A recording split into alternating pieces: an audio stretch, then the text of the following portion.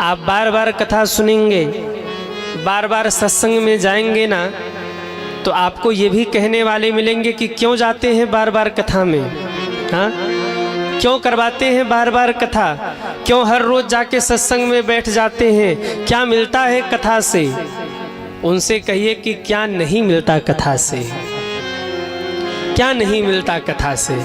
आपसे कोई कहे ना क्यों जाते हो मंदिर, क्या मिलता है मंदिर जाने से, तो उलट करके उससे प्रश्न करना कि क्या नहीं मिल जाता मंदिर जाने से। और फिर दूसरा प्रश्न एक और कर देना, कोई कहे क्या मिलता है मंदिर जाने से, तो उनको कहना कि ये मत पूछो कि क्या मिलता है मंदिर जाने से, पूछना है तो ये पूछो कि क्या क्या छूट जाता है मंदिर और कथा जाने से। और नहीं समझ में आए ना तो उसको गिना देना, पहले तो निंदा चुगली छूट जाती है, दूसरे झूठ छूट जाता है, तीसरे पाप कर्म छूट जाते हैं, चौथे मन की शुद्धि हो जाती है, पांचवें भगवान के चरणों में अपना प्रेम हो जाता है, हमारा आपका प्रेम हो जाता है। एक बार एक बच्चा पढ़ने गया बाहर, पढ़ लिख के जब गांव में नौकरी पाके आया तो उसने देखा कि कथा हो रही थी और उसके पिताजी रोज कथा सुनने जाते थे। बच्चे ने पिताजी से पूछा कि पिताजी क्यों जाते हैं आप कथा सुनने, और हजारों हजार लोग बैठ के कथा सुनते रहते हैं, 3 घंटे का समय निकालते हैं, अगर उसी 3 घंटे में इतने लोग कुछ काम करें तो देश कितना आगे बढ़ जाएगा।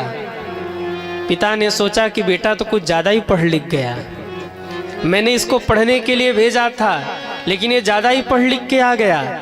पिता ने समझाया, बेटा माना नहीं, तो पिताजी ने कहा चल मेरे साथ, लेकर महात्मा के पास पहुँचे। कहा गुरुजी मेरा बेटा आपसे कुछ पूछना चाहता, इसको समझाइए जरा। महात्मा ने कहा पूछो बेटा क्या पूछना है। बच्चे ने कहा महाराज एक बात बताइए, यहाँ हजारों लोग बैठ करके कथा सुन रहे हैं, 3 घंटे की कथा होती है, अगर 1000 लोग 3 घंटे तक कुछ मेहनत का काम करे, कुछ अच्छा काम करे, कुछ देश हित के लिए काम करे तो देश कितना आगे बढ़ जाएगा। आप 3 घंटे बैठा कर फालतू का समय बर्बाद कर रहे हैं सबका। महात्मा मुस्कुराए। महात्मा ने कहा एक बात बता बेटा तू करता क्या है। उसने कहा मैं नौकरी करता हूँ। कब से कब? कहा सुबह 10 बजे से लेकर के शाम को 6 बजे तक। महात्मा ने कहा उसके बाद क्या करता है? कहा घर आता हूँ, भोजन करता हूँ, सो जाता हूँ। कितने बजे सोते हो? बच्चे ने कहा 10 बजे। कितने बजे उठते हो? बच्चे ने कहा सुबह 6 बजे। कहा 8 घंटे सोते हो? बच्चे ने कहा हाँ महाराज 8 घंटे सोते हैं। पूरी दुनिया 8 घंटे सो रही है, अगर दुनिया 8 घंटे न सोए और 8 घंटे लगातार कुछ काम करे तो सोचो देश कितना आगे बढ़ जाएगा। बच्चे ने कहा महाराज हम इसलिए नहीं सोते कि हमको सोने का कोई मन करता हो कि नहीं हम सो जाए, कोई हमारी इच्छा हो, नहीं तो क्यों सोते हो? कहा जब हम सोते हैं तो हमारी ऊर्जा हमें वापस मिल जाती है और दूसरे दिन सुबह उठ करके फिर मैं 8 घंटे खूब जम के मेहनत करता हूँ, खूब जम के काम करता हूँ। महात्मा मुस्कुराए।